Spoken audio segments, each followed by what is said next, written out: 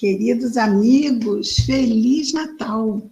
Estamos aqui reunidos, como em todos os anos, para este momento muito especial dessa véspera de Natal, onde buscamos juntos levar, alçar até Jesus, não é?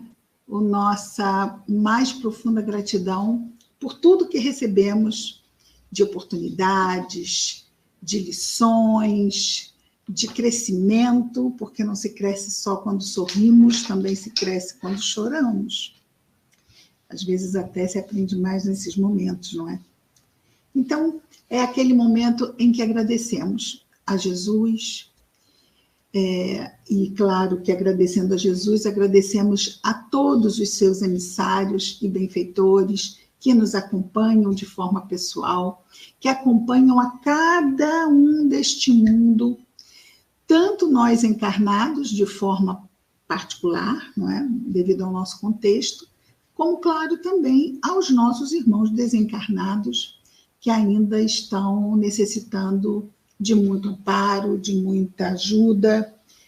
Lembrando que nós vivemos num mundo de provas e expiações, não é? Então, ainda é necessário, nós ainda precisamos de muita ajuda, muitas vezes, e não nos falta. Então, o que não nos falta mesmo são motivos de agradecimento. E é isso que vamos fazer hoje. Então, sejamos bem-vindos.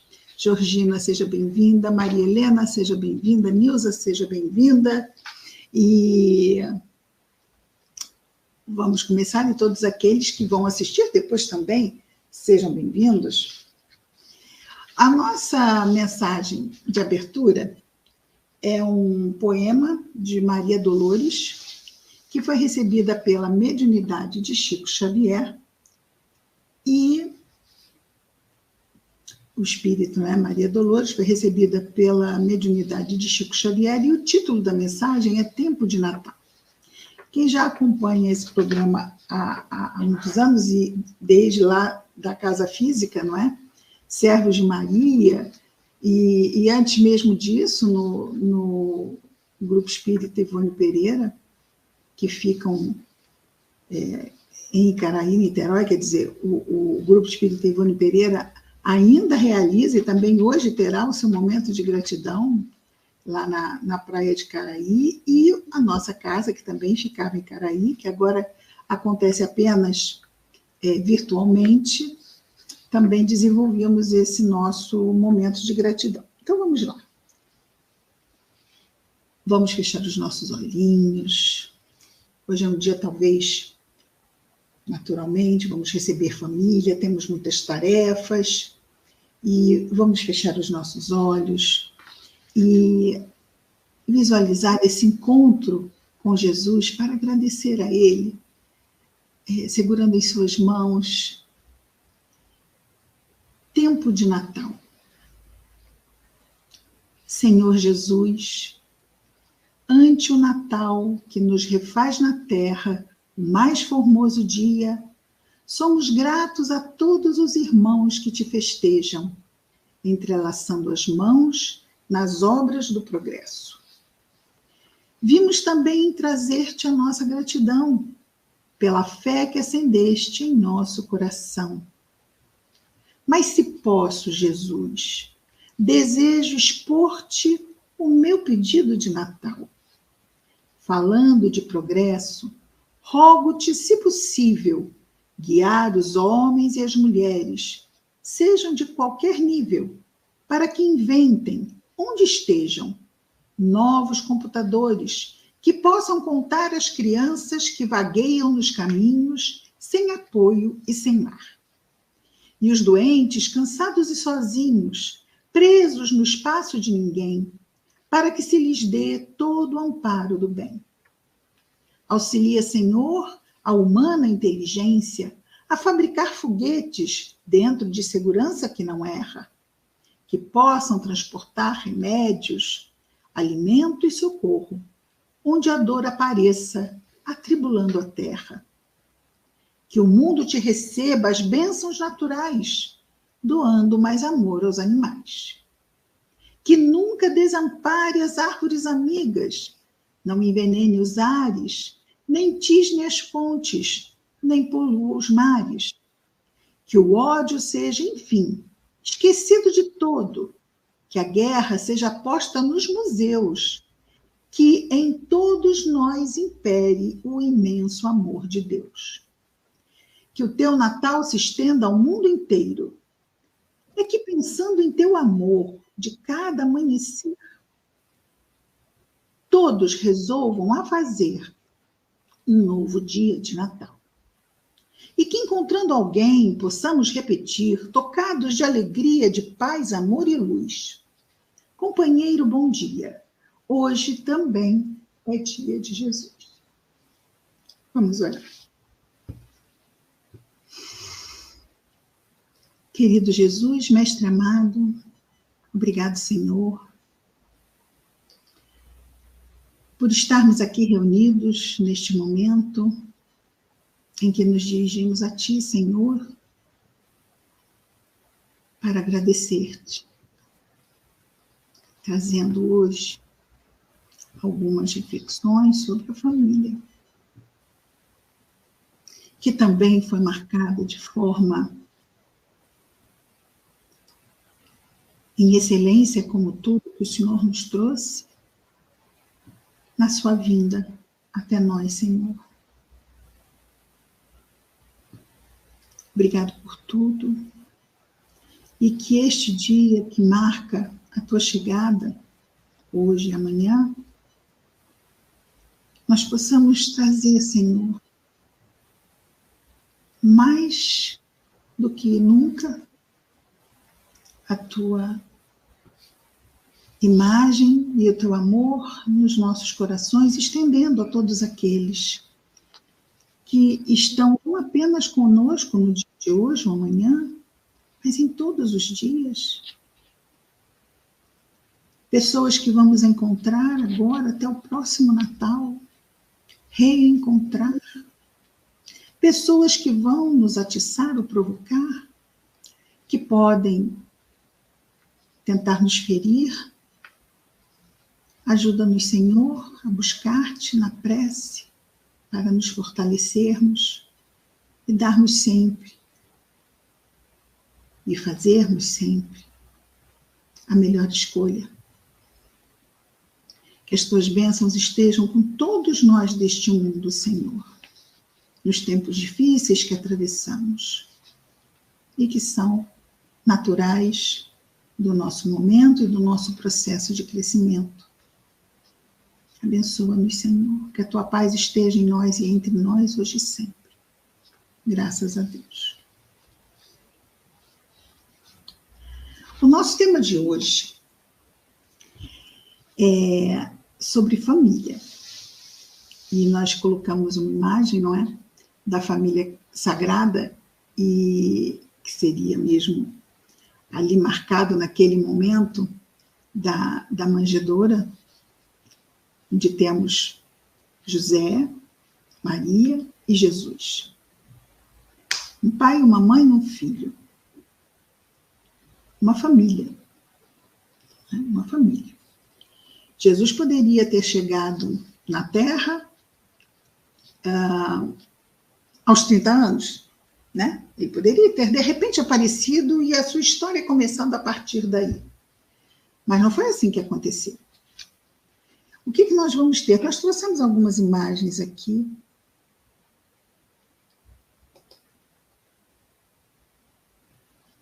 Deixa eu passar para cá. Certo, vamos começar aqui. Eu queria ficar pequenininha. Será que eu conseguia ficar pequenininha e a imagem ficar grande? Vamos ver. Ah, ficou bem assim, não ficou? Robertinha, para favorecer a imagem, será que se você fechar a câmera... Ah, isso, aí aparece a imagem toda. Ok. Então, Jesus poderia ter aparecido aos 30 anos, afinal, ele veio trazer o Evangelho. Para que contar a história desde lá de antes do seu nascimento? Há uma razão para tudo. Há uma razão, e na missão de Jesus, tudo tem uma razão tão gigante, porque é uma razão ou são várias, não é? Que abrange toda a humanidade terrestre. Não abrange um ou outro, não é para favorecer a A ou B, não, é para nos ajudar a todos.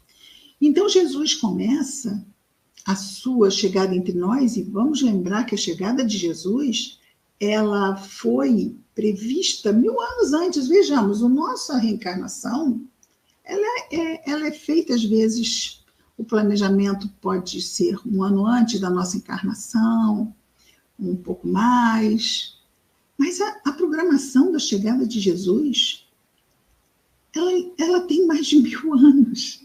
Vejamos que mega operação foi essa, não é? Para que tudo fosse realizado, e vamos ter na narração do Novo Testamento de Mateus, que é onde nos traz todos esses detalhes da sua chegada, temos essa narração de Mateus, porque o que Mateus faz é ligar o que acontece às previsões do Antigo Testamento. O que Mateus pretende é provar aos judeus que Jesus é o Messias. Então, ele vai trazendo sempre paralelos do que está acontecendo com o que foi previsto. E aí nós temos aqui, logo de cara, Maria recebendo a visita do anjo, que lhe diz que ela não temesse, mas que ela iria receber em seu ventre uma criança que seria, vamos dizer assim, trazida pelas forças da espiritualidade maior, em que ele chama de Espírito Santo, e que ela não tivesse medo. E ela, humildemente, sendo o espírito que é, ela disse que era serva do Senhor e que se fizesse nela a sua vontade. Vejamos, era uma menina de mais ou menos 16 anos, que estava marcada para casar com José, ia receber um filho antes do casamento, que não era de José, e estudar na cabeça de qualquer ser humano, não é? Há 2000 anos atrás. Ela ficaria o quê? Uma mulher proscrita? Mas ele disse que ela não temesse. E ela não temeu. Quando José, vejamos, soube que aquela mulher que ele ia casar estava grávida, vejamos que nós estamos trazendo o quê? Conflitos internos, que às vezes começam antes de uma união. Conflitos. Esta era uma gravidez que, naquela época, se fosse, não é, de outra forma, José teria desmarcado o casamento. Não é? Ela foi infiel a ele antes do casamento, ou depois, ou infiel, ponto. E lembrando que as mulheres naquele tempo tinham um papel muito pouco valorizado. Não é? E foi exatamente isso que José pensou. Quando soube, quando ela contou, ele decidiu que ia terminar. Pensou. E aí o anjo apareceu a José, o mesmo anjo. E disse que José não desfizesse o compromisso, porque o filho que Maria estava esperando seria o Salvador. Salvaria os homens de seus pecados, foi o termo que o anjo usou para José. E outra vez nós temos o quê? Um espírito humilde e obediente que fez exatamente o que o anjo falou. E acolheu Maria e aquele filho que havia sido trazido das esferas mais altas. E se casaram, e veio o tempo do censo, e eles tiveram que ir, vamos ver aqui, eles tiveram que ir para Jerusalém. E a caminho de Jerusalém, porque era ali que José estava inscrito, Maria sentiu as dores, e eles pararam estrebaria, porque não havia mais lugar na estalagem, e ali ela teve a criança que usou como berço a manjedoura coberta de palha. Vejamos, desafios. O que é a família? Momentos, claro, ela tinha um filho amado no seu colo agora. Estava feliz? Muito. E nós temos que houve a presença de anjos cantando, vieram nobres de outras terras que sabiam dessa profecia e foram seguindo a estrela, foram até Belém, que foi onde aconteceu, não é? No caminho de Jerusalém, eles pararam então em Belém, e Jesus foi recebido como um rei, embora estivesse numa manjedoura. Então, vejamos, lições. O que é importante numa família? Nós estamos num período muito consumista, não é? Queremos ter muitas coisas. Mas ali, naquele momento, aquela família que estava se formando, ela tinha o suficiente. Ela tinha amor. Ela tinha interesse pela figura humana uns com os outros, não é? Maria se importava com José, tanto que foi sincera com ele. José se importava com Maria, até porque lhe foi revelado a importância daquele núcleo para a humanidade. Como você não vai ficar impressionado com isso? Será que a nossa família também tem importância para o conjunto da humanidade?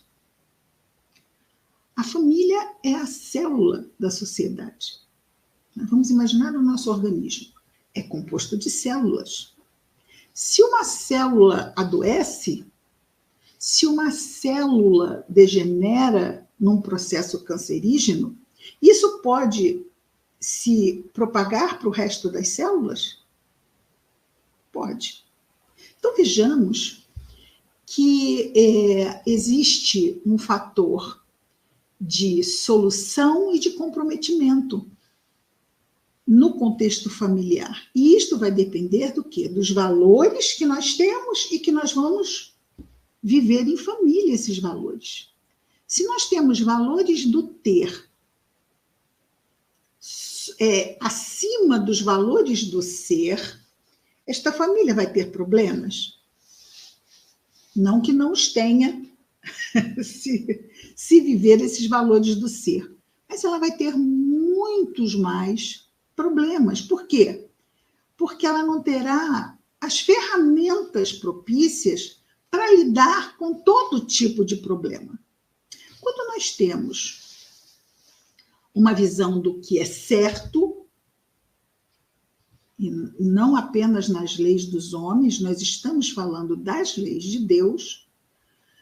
Quando nós temos uma visão do que é certo, nós não deixamos de ter desafios e problemas na vida, mas nós estamos muito mais aparelhados para enfrentá-los.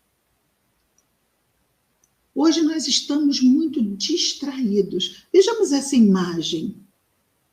Tem alguém distraído ali? O único que poderia estar distraído ali era o bebê. Mas nós não vemos nessas figuras de pai e mãe distração. Não é interessante? Eles estão compenetrados, eles estão atentos àquele que chegava e que ia passar daquele momento depender deles. Sim, Jesus é um espírito perfeito, mesmo que estivesse sido deixado no deserto, criado por lobos. Vamos imaginar uma coisa bem absurda. Mas vejam que tudo que Jesus nos traz é para fazermos paralelos na nossa vida. Então, ele vem e se coloca como um bebê frágil. E o que nós vemos? Nós vemos José olhando Jesus como salvador da humanidade? Não. Como um bebê que precisa do seu amparo, do seu apoio. Esse mesmo bebê que, crescendo mais um pouco, vai ficar com ele na carpintaria. Então, existem certas coisas, como o próprio, a sua própria chegada, presença de anjos, né? Todas essas circunstâncias que mostram, vamos dizer assim, a grandeza espiritual do mestre. Vejamos aqui um outro desafio que eles vão viver. Jesus cresce mais um pouco. Antes de trabalhar na carpintaria com o pai, ele cresce mais um pouco. E o que acontece quando Jesus tem mais ou menos 2 anos? O rei Herodes decide, sabendo, não é, que havia essa profecia do nascimento de um rei, ele decide matar uma futura ameaça. E decide, então, que todos os filhos, homens, meninos, primogênitos, até 2 anos, deveriam morrer. E foi uma matança, imaginem. José foi avisado pelo anjo em sonho que deveria fugir para o Egito. Ele teve que mudar de país, porque o seu filho estava sofrendo uma ameaça. Muitas pessoas, hoje em dia, infelizmente, devido ao contexto até do Brasil, não estão fugindo do país. Quem pode? Aqui era fácil, né? Ele arranjou uma mulinha, botou a mulher em cima e o filho e foi embora. Não tinha mala, não tinha alfândega, não tinha nada. O mundo mudou, mas muitas vezes nós, preocupados com o bem-estar do filho, nós podemos mudar de bairro, mudar de estado, mudar de país, não podemos? Às vezes não queríamos ficar onde estávamos. Mas para proteger a família, de novo, a família, há esse movimento. Na questão 775 de O Livro dos Espíritos, Kardec pergunta: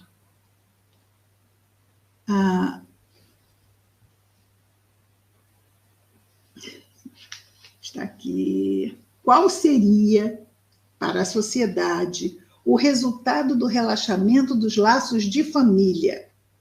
Ao que os espíritos respondem: uma recrudescência do egoísmo.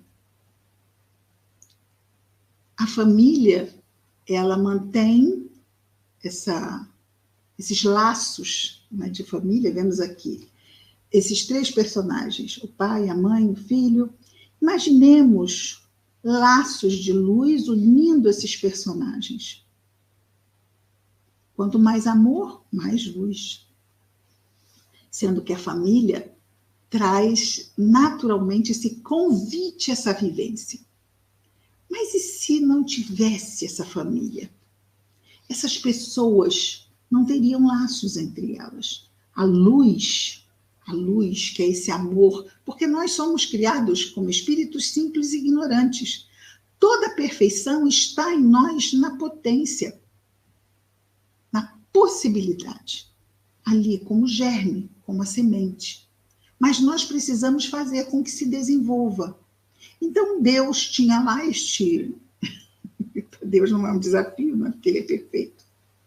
Mas ele tinha lá este caminho a construir. Eu vou ajudar meus filhos a progredir e até a perfeição. Que recurso eu posso usar para que eles saiam dessa casca do eu, do instinto de sobrevivência, do instinto... Porque nos animais, a maioria absoluta deles, crescem, as crias crescem e vão para a vida. Não existe mais esse laço de, né, irem se visitar e estarem juntas. Em algumas espécies existe, mantêm-se juntos.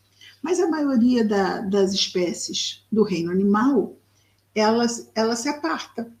E depois, a partir daí, vamos dizer, uma leoa que nasceu de um leão, tem o pai leão, ela pode se tornar uma das leoas do grupo. não é? Não, aí o leão vai falar assim, não, é minha filha. Não tem este discernimento moral como nós temos. E então, como espíritos chegados à fase humana, nós trazemos muito esta herança da nossa evolução anímica, não é? Estarmos fechados muito em nós, em nós, em nós. E essa nossa evolução moral nos desafia a isso, não é? A sairmos disso. E o que nos ajuda? Em que a família nos ajuda a não nos endurecermos no egoísmo? Exatamente aquela cena que vimos antes aqui. Para esses dois espíritos que assumem o papel de pai e mãe, são papéis que nós assumimos, e no Livro dos Espíritos é a única missão, no termo missão, que nós, espíritos comuns, recebemos, é a missão da maternidade e paternidade. E é uma missão, e por ser missão, é grave, é muito séria. E nós teremos que dar contas de tudo que acontecer quando estamos exercendo esses papéis, essa missão.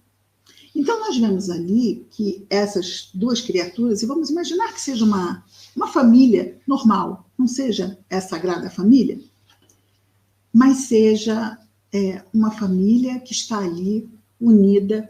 Essas pessoas, esse pai e essa mãe, eles estão nos dando provas do não egoísmo. Eles não estão olhando para si, eles estão olhando para o filho, para aquele filho que necessita de proteção, de cuidado, de amparo, para esse filho que eles estão olhando. E isso tira o foco da pessoa sobre si mesma. E o que nós vemos é que realmente a vida muda diante dessa tarefa de maternidade e paternidade. Quem já viveu ou vive sabe disso. E o quanto isso custa. Porque às vezes você tem necessidades pessoais e você diz, não, eu não vou para a cama porque eu estou sentindo febril, porque eu tenho que botar meus filhos para a escola. Mas eu estou com mal-estar, eu estou com vontade de vomitar, vomito e volto para fazer merendeira. E se eu tiver que ajudar nos deveres de casa, eu estou lá, suando frio. Mas se eu estiver com uma febre alta, meu filho estiver com febre alta, quem vai ficar no leito de quem? Quem vai cuidar de quem? Interessa, vou estar morta para não estar lá. Até morta, se eu morrer, eu vou estar ali do lado do filho. Se ele estiver necessitado, aquela criança febril, eu vou estar ali também, para ajudar quem está ajudando o meu filho. E então é o meio de fazer com que a gente saia da casca do eu e vivencie esse amor, que é sacrifício, que é abnegação, que é renúncia. E olha só o que essas virtudes favorecem de crescimento para o espírito imortal. Quer dizer, é fantástico a gente imaginar que Deus criou esse sistema que tanto nos ajuda, que é um sistema que dói, claro, porque é tanto amor que a gente, às vezes, não tem como passar, vamos dizer assim, é maravilhoso ser mãe, são tantos momentos maravilhosos. Claro, na hora da gente falar, a gente fala dos momentos maravilhosos, mas tem momentos muito difíceis. Tem momentos que nos exigem muito mesmo. A adolescência não exige muito. Da gente estar assim, acima de tudo eu amo, mesmo que esteja brigando comigo o tempo todo. Então, muitas fases da vida, às vezes, quando os filhos se desviam pelo livre-arbítrio que eles, num determinado momento, sim, porque a missão de pai e mãe, em termos de formação, termina quando os filhos têm autonomia de fazer suas próprias escolhas, usar seu livre-arbítrio. Mas mesmo que tenham recebido os melhores valores, às vezes nós temos na família espíritos mais difíceis, mais duros, e que às vezes optam em se desviar do bem, apesar dos pais que têm. Pode acontecer, não pode? E então, mas aí ele já esse pai e essa mãe não têm responsabilidade. Por quê? Porque o espírito já está no pleno uso do seu livre-arbítrio. E ele tem o direito de fazer as suas próprias escolhas. Então, esses papéis, e essa imagem de estudo, não é? Esses papéis nos tiram do eu, de pai e de mãe, e nos fazem desenvolver este amor, que é um amor que a gente dá, e o ideal é que a gente não espere receber, não é? Vamos combinar, né? A gente está dando por quê? Porque é um papel que nos preenche a alma, nos preenche a vida, que dá muito sentido a tudo que fazemos, que é muito importante e que salva a humanidade. Ou não, não é? Se não tivermos essa ideia. E aí, como estávamos falando, eles estão indo para o Egito, aqui estão fugindo, foram avisados, olha lá, que coisa difícil deixar tudo para trás e para manter a família em segurança. E quando falamos família, aqui o foco sendo mesmo o filho, que é mesmo o foco de uma família, o bem-estar dos filhos, mesmo que os pais tenham que se sacrificar. De novo, saindo da casca do eu. E tudo isso Jesus vem no seu contexto de vida, mostrando que suas lutas não começam aos 30 anos, quando ele é perseguido pela mensagem que ele divulga. As suas lutas começam muito antes. Então, quando passa essa fase de Herodes, 2 anos eles ficam no Egito. Eles voltam para a Palestina. Mas acabou aí, antes dos 30? Não acabou não, porque a gente estava falando do adolescente, não está? O adolescente, ele tem ideias próprias. E veja, mas Jesus está adolescente, mas continua sendo um espírito perfeito, não é? Sim, mas o que ele faz quando muitas vezes ele traz situações que nós nos identificamos? E é importante que a gente se identifique com Jesus. Então, ele não abre mão, é como um espírito muito iluminado que vai a uma região sombria e ele não mostra a luz que ele tem. Por quê? Porque isso não ia ajudar quem está ali nas sombras. Então, ele abafa a luz para favorecer o amparo e o socorro das pessoas daquela região. E Jesus faz a mesma coisa. Ele está ali abafado em sua luz. Ele, numa Páscoa, em que todo mundo ia a Jerusalém para as festas, e na volta, as crianças voltavam separadas dos adultos, como se tivesse uma pessoa responsável, né? E eles ficavam com as crianças. Ok, eles voltaram para casa e essa viagem levou poucos dias, né? 3 dias depois, cadê Jesus? Cadê Jesus? Sumiu, né? Taca procurar Jesus, volta lá, porque não vi. Bom, se não está aqui, ainda ficou lá. Eles voltam para Jerusalém para procurar Jesus. E cadê Jesus? Onde está Jesus? Pregando no templo, conversando com os doutores da lei no templo. Com 12 anos ele está conversando. E os doutores da lei estão conversando com ele. Porque ele querer conversar com os doutores da lei poderia ser uma infantilidade. Mas olha, os doutores da lei estavam conversando com ele. Ou seja, ele tinha conteúdo para atender o conhecimento dos doutores da lei de Jerusalém. Muita coisa. E aí vemos o quê? Maria e José chegando e questionando Jesus. Meu filho, como é que você nos deixa assim, nervosos? Você sumiu? E aí ele responde como um bom adolescente responderia, não é? Porque os adolescentes sempre têm um bom motivo. Vocês já perceberam isso? O adolescente sempre tem um bom motivo para fazer o que está fazendo. Mesmo que para o pai e para a mãe não faça muito sentido e gere problemas para esse pai e para essa mãe. Mas, meu filho, você está na casa de fulano, por que você não me avisou? Eu estou aqui preocupada, você não ligou? Mãe, você não sabia que eu devia estar na casa de fulano? Mas, meu amigo, é claro. Tipo assim, é claro, né, mãe? É claro, né, mãe? Oh, isso é um filho comum. Mas esse é Jesus. E Jesus vai responder com toda a naturalidade de um jovem que ele não devia saber que eu estaria cuidando dos negócios de meu pai. Ele está falando de Deus. E a mãe não retruca. Ela entendeu. Mas fato é que ele deixou ela nervosa e preocupada. E ele fez isso por quê? Porque ele não sabia que ela estava nervosa e preocupada? Ou porque ele quis deixar uma mensagem sobre família?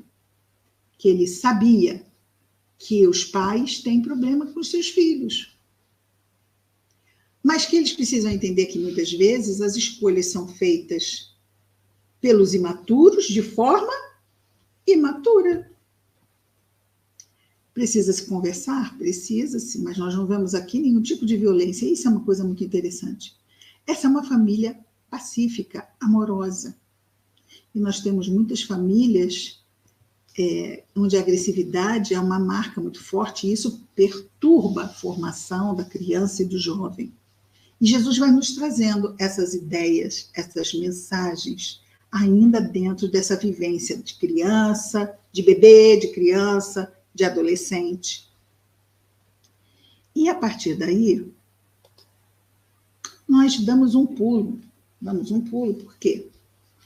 Porque nós vimos aqui na imagem anterior que Maria estava em todas as imagens, não é? A mãe. E é claro que agora nós temos uma divisão em muitas famílias das obrigações com os filhos, mas o cuidado por muitos séculos dos filhos sempre foi de quem? Os cuidados foi sempre da mãe, não é? Embora algumas famílias hoje já dividam algumas tarefas, foram séculos e séculos e séculos onde a sociedade se estruturou dessa forma. Então, nesse contexto, Maria vai ser aquela que está com Jesus em vários momentos. Quando, antes daquele momento da cruz, ele, antes de começar aos 30 anos, ele vai numa festa de casamento, em que acaba o vinho, não é? As bodas de Caná. E a mãe vira para o filho e fala o quê? Não, ela nem fala com o filho, ela fala com os empregados da festa. Vai lá, fala com meu filho. E ele vai dizer para vocês o que vocês devem fazer. Só que ela não falou com Jesus, né? Jesus, tipo assim, mãe, o que está fazendo? Que tenho eu contigo? Pergunta ele para a mãe. Ele tem tudo com ela, não é? É a mãe dele. É a mãe dele naquele contexto, naquela história que está sendo contada. Mas é tão amoroso o jeito que ele fala com ela, mulher, o que tenho eu contigo. E aí o que ele faz? Eu não vou fazer nada disso porque não começou ainda o meu momento? Não, ele obedece à mãe e transforma a água em vinho. Aí ele manda trazer as talhas d'água e transforma a água em vinho, não o vinho que está sendo servido. Muito melhor do que o vinho servido no primeiro dia, que era o melhor vinho da festa. A festa de casamento durava vários dias. Então, essa é a mãe. Como nós... Veja, essa história está contada. A mãe é assim, às vezes meio abusiva, né? Ela vai indo. Ela vai indo por quê? Porque ela conhece os filhos. Ela sabe do que os filhos são capazes de fazer. Assim, vai lá, meu filho, vai que você é capaz disso. Não tem isso? Vai, meu filho, você é capaz. Claro que os pais falam isso também, mas nós estamos destacando aqui a figura de Maria porque foi com ela que aconteceu. Ela é aquela mãe que, diante de um conflito familiar, ela fica com os filhos mais difíceis. Às vezes as mães dão atenção aos filhos mais difíceis. É verdade isso? Por quê? Porque precisam mais dela. Aqueles que têm mais amadurecimento, aqueles que têm mais juízo, ela talvez não fique tão em cima. Mas aqueles mais difíceis, ela fica ali juntinho. Uma vez os irmãos carnais de Jesus, família, vão até ele dizendo que ele está louco, que ele é louco, de forma agressiva. Ele estava dentro de uma casa pregando e eles chegam falando isso. Os teus irmãos estão lá fora dizendo que o senhor é louco. E o que ele diz? E a mãe estava junto com quem? Com Jesus? Não. A mãe estava junto com os irmãos difíceis. Talvez tentando evitar, porque ela conhecia os filhos que tem, que eles causassem algum problema para o outro irmão que estava simplesmente tentando viver a vida do jeito dele, com o que ele acreditava. Isso acontece em família? São conflitos de família. A mãe estava junto dos difíceis, apoiando aquele que estava querendo levar a vida dele. Mas não era perto dele que ela estava. Ela estava junto dos difíceis. E Jesus, então, diz: quem é minha mãe? Quem são meus irmãos? Os meus irmãos são aqueles que fazem a vontade de meu Pai. E aí Jesus nos revela que existem duas famílias, dois tipos de família. A família da carne e a família espiritual. Na família da carne, nós podemos ter espíritos afins, que fazem parte da nossa família espiritual, e espíritos que nos são desafetos, ou nos consideram desafetos, ou nós a eles, ou é recíproco. E no planejamento reencarnatório, a espiritualidade promove esses encontros ou reencontros com um objetivo maior de quê? Lembrando lá do início, de desenvolver o amor, de sairmos do eu, rasgarmos esse casulo do eu e transcendermos, porque a família ela joga como se fosse um jogo de cartas. A família é a reunião de ases. Quer irmão melhor? Não é? Por quê? Porque o as, aliás, é a primeira letra da palavra amor, não é? O a é a cartada tipo assim, não, tá, nossa, são muito desafetos, mas são muito desafetos.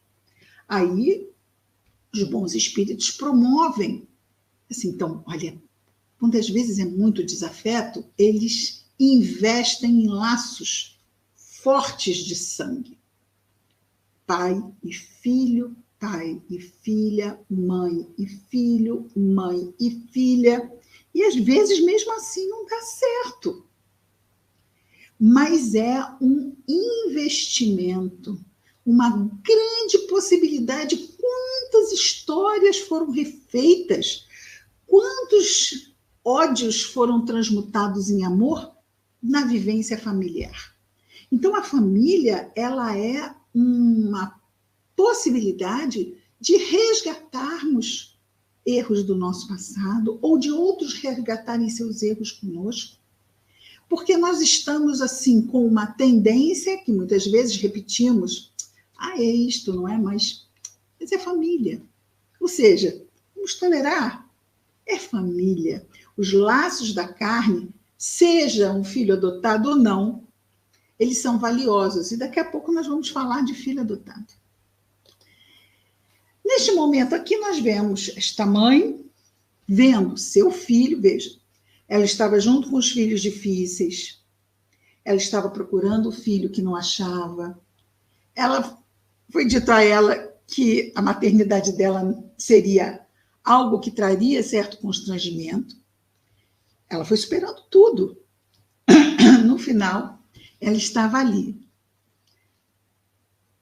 testemunhando com seu amor a partida martirizante do seu filho, puro, bom, que só fez o bem, só falou do bem, estava ali, sendo torturado e morto dessa forma infamante, que é a morte da cruz. Ela estava ali com Jesus, e quando Jesus desce da cruz, ela o acolhe em seus braços. Michelangelo fez de um bloco de mármore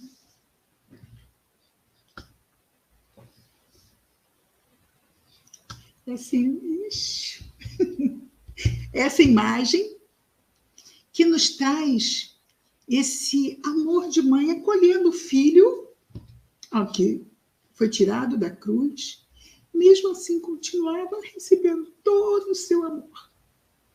Mas antes de sair da cruz, Jesus disse a ela, primeiramente, porque o único dos 12 apóstolos que estava ali testemunhando ao lado dela a partida do seu mestre amado. Era aquele que ele chamava de amado, né? Que era João, o evangelista. E ele estava ali, apoiando Maria. Nessa altura, João já tinha mais ou menos uns 19 anos. E ele vira para a mãe, do alto da cruz, pregado, e diz: mulher, eis o teu filho, indicando João. E disse a João, então, eis tua mãe. Ela passou por um luto? Claro que passou, né? Temos aqui uma mãe arrasada, não é? De tristeza. Mas Jesus compensa, vamos dizer, a falta do cuidado familiar que ele não poderia mais prestar à mãe, trazendo João para a condição de irmão na família. Naquele momento ali, quando ele fala primeiro com a sua mãe, é como se ele dissesse: mãe, adota este filho como teu. Eu não vou estar aqui, mas ele vai cuidar de ti. E aí nós temos o filho adotado, né? É muito interessante. Naquele momento, Maria adota João como filho. E João é adotado por Maria e passa a tratá-la como mãe e a cuidar dela como mãe. E é interessante, porque eles vão viver em Éfeso e não vemos aqueles irmãos difíceis de Jesus, aqueles irmãos de sangue, no sentido de ser da mesma mãe, não é?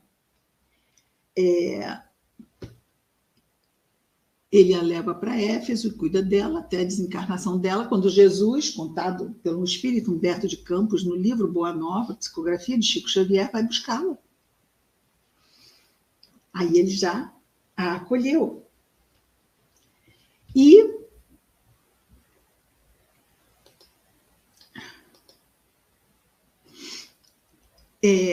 Maria, esse espírito tão abnegado, e que viveu a maternidade do jeito que viveu, e aí voltando aqui, antes de falar disto, não é? Sobre os filhos adotados.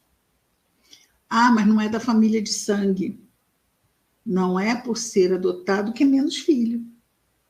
E nós temos isso na fala de Jesus. Olha só, Jesus falando de família. E, de novo, não é? A família, olha como os laços da família, é claro que para Jesus todos nós somos irmãos e ele nos ama igualmente, porque ele já desenvolveu esse amor na plenitude. Mas ele está nos ensinando a vivermos esses laços e tirarmos o melhor partido possível desses laços da família aqui quando estamos encarnados. Esta é Maria, como foi retratado pelo Espírito Emmanuel, através da mediunidade de Chico Xavier, no ano de 1986, por um retratista da polícia. Então, o retratista Emmanuel ia descrevendo Maria, e o artista ia fazendo esse retrato falado de Maria, assim, que se chama de um retrato falado. É assim que Maria se mostra no mundo espiritual, quando vem das esferas mais altas para as regiões umbralinas, sombrias, onde são amparados os suicidas, porque Jesus delegou ao seu coração maternal o cuidado dos suicidas, o maior sofrimento que um ser humano passa quando ele comete este ato consigo mesmo, não é? E ela recebe essa missão do Senhor, e temos isso muito bem narrado no livro Memórias de um Suicida, do espírito Camilo Castelo Branco, pela mediunidade de Dona Ivone do Amaral Pereira. Então, também é algo que traz mais, porque quando nós vivemos a maternidade, e a gente sabe disso, né? Quando uma criança chora é diferente. Dói. A gente está andando na rua, alguém está chorando, uma criança está chorando, parece que o nosso radar já fica tipo assim, o que está acontecendo? Né? Então, é um papel que nós vivemos, é uma tarefa que nós escolhemos viver numa encarnação, ou às vezes não passamos por essa numa encarnação, mas ou já passamos antes, ou vamos passar depois, que nos favorece esse desenvolvimento de abnegação. Não interessa se o filho é de A, é de B, é de C. É uma criança que está necessitando. Então, eu, como mãe, já desenvolvi esse olhar para quem precisa ainda de uma ajuda por não conseguir cuidar-se por si mesmo. Aí, quando vemos lá, né, que a mãe está, a criança caiu, e a mãe está lá dando um beijinho no joelho, aí fazemos assim, graças a Deus, está tudo bem. Né? Estamos lá com uma outra mãe dando atenção às suas, vamos dizer assim, às suas bênçãos da vivência materna. Então, esse é Jesus, não é? Olha só. Poderia só trazer a mensagem do Evangelho e ok. Ele dá um foco naquele mandamento do Antigo Testamento, os 10 mandamentos, não é? Que é a primeira revelação das leis de Deus, honrai vosso pai e vossa mãe. Está lá, honrai vosso pai e vossa mãe. E essa honra, aí eu não vou honrar meu pai e minha mãe porque me abandonou na porta da igreja, ou né, sei lá o quê,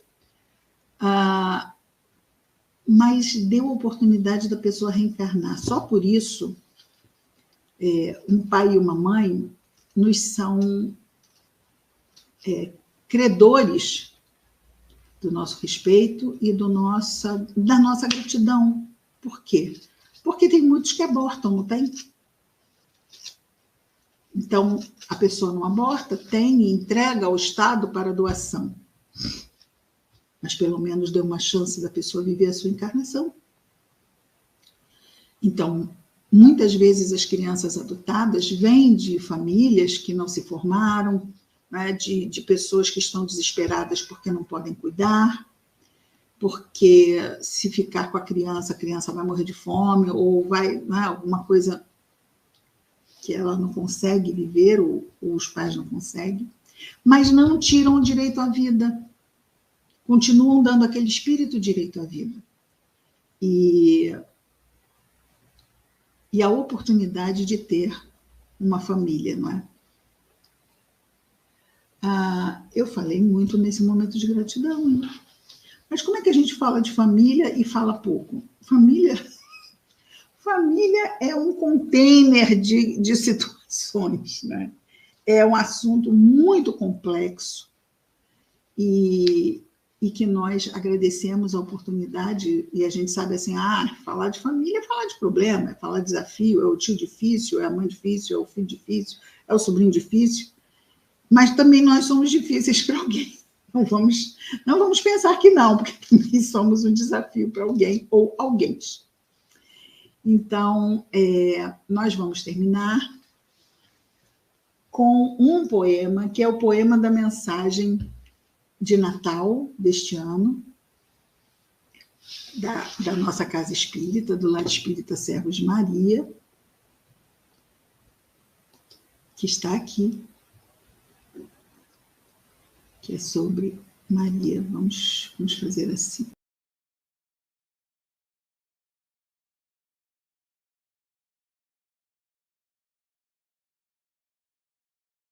Eu não posso sair, porque senão o áudio vai embora. Que danadinha. Que danadinha. Bom, então eu vou fazer assim. Meu Deus, eu não imprimi. Eu botei aqui. Muito obrigada, Roberta. Muito obrigada, tá vendo? Roberta é um anjo. Então, vamos lá. O poema fala de Maria. acrescentando que essa passagem, em que Jesus delega Maria a João e João a Maria, a partir do século XIII, devido a essa passagem, na cultura popular, as pessoas passaram a considerar Maria a mãe de todos, porque nós nos aproximamos de João como se João fosse cada um de nós, não é? E é interessante porque passou a fazer parte da cultura popular a partir do século XIII, ou seja, 1200 e qualquer coisa. Isso é bastante interessante, não é? Nós chamamos Maria de nossa Mãe Santíssima. Da onde surgiu isso? Surgiu dessa passagem. Então, vejamos. Maria. A brisa corria suave naquela noite estrelada da Palestina. Pelo ar bailavam os sons da natureza. E no coração de uma mulher apenas um desejo: receber em seus braços o pequenino ser, anunciado pelo anjo do Senhor. Para todos o Salvador. Para aquela mãe apenas o seu pequenino, que necessitaria do calor de seu colo e da doçura da sua voz. Ele seria sempre o seu maior prêmio, seu filho. Ela, que para esse filho amado foi sempre a luz do refrigério divino, balsamizando seus momentos de maior testemunho, esta luz sublime, que quase nada falou, mas que deixou gravado no éter deste mundo a marca de seu intraduzível amor. Amor não apenas pelo seu querido filho, mas por todos aqueles que adotamos a sua maternidade de luz. Esta mãe de todos nós, és tu, Maria amada, testemunho da misericórdia de Deus pelos pequeninos da terra. És tu, Maria, mãe dos desesperados e infelizes, dos que ainda não despertaram do sono do eu. És tu, Maria, que o nosso coração aprendeu a amar em meio a acerbas agonias. És tu, Maria, que neste Natal, mais uma vez, possas recolher a nossa gratidão pelo pequenino que por ti chegou até nós, o grande médico de nossas almas. Obrigado, Senhora. Bendita sejas, Maria, no amor infinito de Deus, pois bendita és, Senhora, para sempre em nossos corações. Graças a Deus. Que Jesus nos abençoe, que nosso Natal seja de muito amor, união, paz, e não esqueçamos do nosso divino aniversariante.